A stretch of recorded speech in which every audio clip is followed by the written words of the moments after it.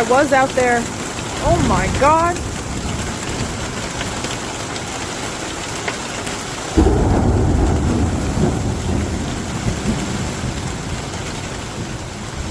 Less than 1 minute ago, I was out there planting tomatoes. Or not tomatoes, I was out there planting peppers.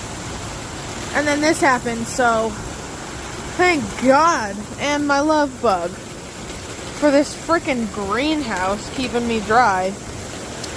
Otherwise, I'd be soaked. So I'm just gonna go back and forth planting and hiding in the greenhouse until it's done. Because it needs to be done.